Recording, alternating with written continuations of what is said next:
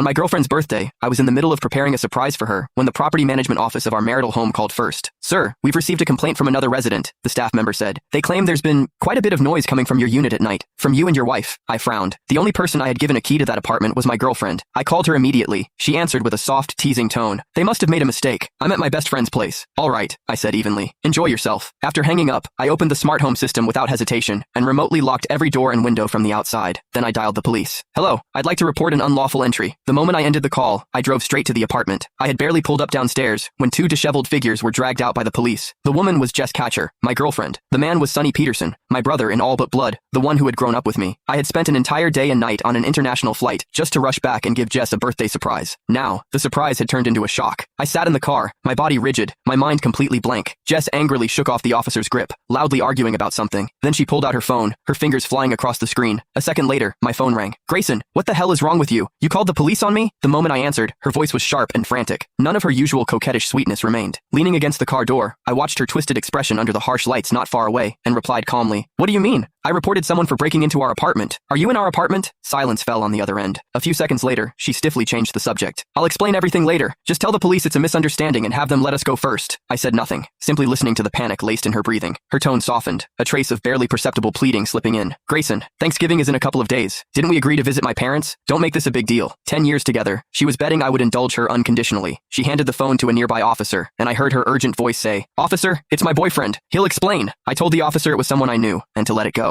A faint, meaningful chuckle came from the other end. Kid, you ought to wise up. Then the call ended. I knew exactly what he meant. But knowing something is one thing. Seeing it with your own eyes is another. When betrayal stands before you in the flesh, wearing the two faces you know best, the impact is enough to crush you entirely. I saw Sonny holding Jess's hand with a wounded expression, murmuring something softly. She kept patting his back, comforting him. The scene was both blinding and absurd. Just 2 days ago, Sonny had been on the phone with me, helping me plan a surprise for her, grinning as he said, Hurry up and marry Jess already. I'm waiting to drink at your wedding. I pulled out my phone and, as if possessed, opened his social feed. The latest post, uploaded an hour ago, was a grid of photos, a birthday cake, and red wine. Even though the background had been blurred, I recognized it instantly as our apartment. The caption read, She said she only spends important days with me. She and I, that's what us really means. My fingers stiffened as I scrolled down. Last holiday, Jess had told me she had to work overtime on a last-minute project, pulling an all-nighter. On Sonny's feed, there were two intertwined hands, fireworks lighting up the riverside behind them. On the woman's wrist was a small red mole, one I knew all too well. On the last Valentine's Day, Jess had said her best friend was heartbroken and needed company. Sonny had posted a photo of 2 movie tickets, before sunset, with the caption, Watching an old film with the one I love. And then there were the 14th of every month, when Jess always found one excuse or another to avoid seeing me. So that was where she had been, with Sonny. What else was there left not to understand? Not far away, the police seemed to finish lecturing them, and began to leave. Sonny took Jess's hand, as if ready to lead her away. In that moment, I decided to give her one last chance.